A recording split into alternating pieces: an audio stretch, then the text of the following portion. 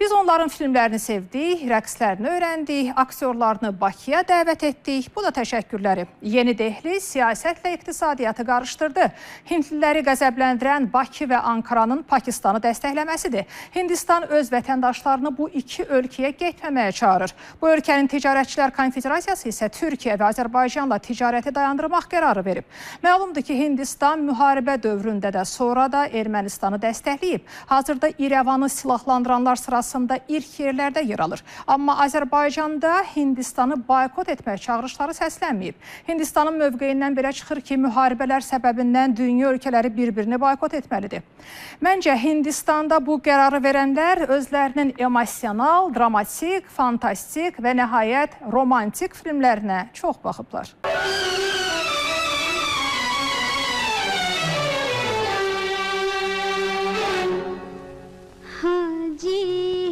Zita və Gita bir vaxtların məşhur Hind filmi. Bu filmi Azərbaycan tamaşaçısı bugün də həvəslə izləyir. Hindistan filmləri həmişə Azərbaycanda çox sevilib. Hələ Sovet dövründən indiyədək Hind aktyorlarına simpatiya olub. Hind aktyorlarını ölkəmizə dəvət edib, onların rəqslərini sevə-sevə öyrənmişik də. Hətta bu ölkədən yüzlərlə tələbəyə doğma ölkə olmuşuq.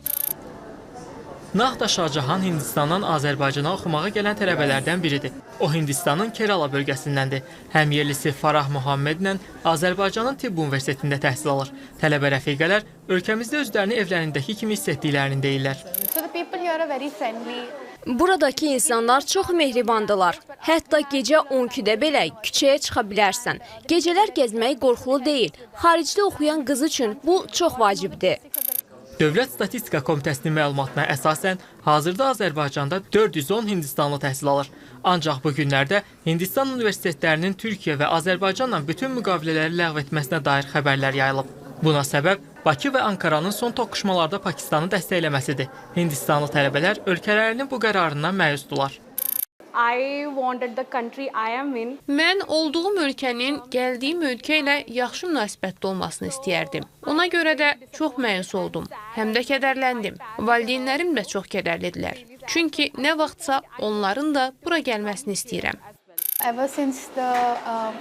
Çox istərdim ki, Azərbaycan və Hindistan yaxşı münasibətli olsunlar. Onlar çox oxşar mədəniyyətləri paylaşırlar. Mən Hindistandanam və Azərbaycanda qalmağı çox xoşlayıram. Boykot çağırışları edənlərdən biri Hindistanın Goa ştatının nəqliyyat naziri Maovin Godinhodur. O həm yerlilərini Türkiyə və Azərbaycana turist səfərlərini dayandırmağa çağırıb. Bu çağırışa dəstək verənlər arasında siyasilər, turizm şirkətləri, ictimai şəxslər də var. Azərbaycana gələn turistlərin sayına görə Hindistan 3-cü yerdədir. Ötən il ölkəmizə 225 minə yaxın Hindistanlı turist gəlib. Bu ilin yanvar-mart aylarında isə bu rəqəm 54.840 olub. Hindi turistlərə görə Azərbaycan, xüsusilə də Bakı gəzməli və görməli yerdir. Bura çox təmiz və təhlükəsizdir. Ona görə də mən gəlib Bakını gəzməyə üstünlük verdim. Ailəmlə, dostlarımla gələcəm. Daha tez gəlməliydik, amma gecikmişik. Şəhəri gəzirik. Hələ 3 gündə buradayıq. Dostlarımın çoxu Bakının yayda gəzmək üçün gözəl yer olduğunu dedi. Ona görə də Bakını seçdim. Boykot çağırışından sonra Türkiyəyə səfər edən Hind turistlərin sayı yarı-bayara azalıb.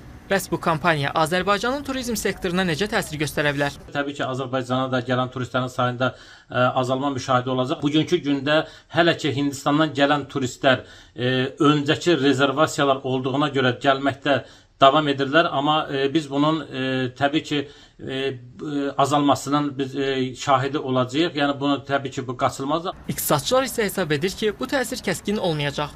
Xüsusən 2022, 2023 və 2024-cü illərdəki artımdan sonra gözlənir ki, müəyyən azalmalar ola bilər, amma yenə də artım dinamikasının qorunub saxlanacağı gözlənir. Bununla belə güman olunmur ki, boykot çağırışları Hindistanın Azərbaycana gələn turistlərin sayına kəskin təsir göstərsin. Boykot çağırışları Azərbaycanla ticarət əlaqələrinə də yönəlib. Ötən il ölkələr arasında ticarət dövriyyəsi 950 milyon dollar olub. Azərbaycanda Hindistanlılara məxsus bəzi ticarət obyektləri olsa da, ümumilikdə qarşılıqlı sərmayə qoyuluşu nəzərə çarpacaq dərəcədə deyil. Azərbaycanın Hindistanla iqtisadi əlaqələrinin əsasını enerji sahəsi təşkil edir.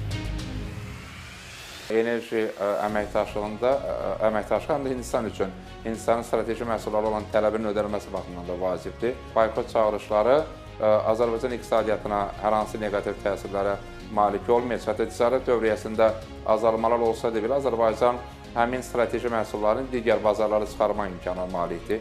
O baxımdan bu tip boykot çağırışları arzu olunan hesab edilməsə də belə, amma Azərbaycan iqtisadiyyatı üçün hər hansı fundamental çətinliklər və ya negativ təsirlər yarada bilməyəcək. Türkiyə və Azərbaycana qarşı boykot çağırışları siyasi əlaqələrə də təsirsiz ötüşməyəcək. Ekspertlər hesab edir ki, burada itirən tərəf Hindistan olacaq. Biz burada itirəcəyimiz elə bir şey, amma Hindistan itirə bilər. Şimal-Cənubi nəqliyyat dəhlizini itirə bilər. Cənubi Qafqazın açar dövlətinə əlaqələri korlaya bilər. Azərbaycan qoşulmayan hərəkatı söz sahibidir. Burada problemlər yaşanır. Yəni daha çox məncə Hindistan itirə bilər. Baxmayaraq ki, miqyasda biz kiçik dövlət Hindistanla, amma bizim daha çox təsir imkanlarımız var bölgədə baş verən hadisələrə.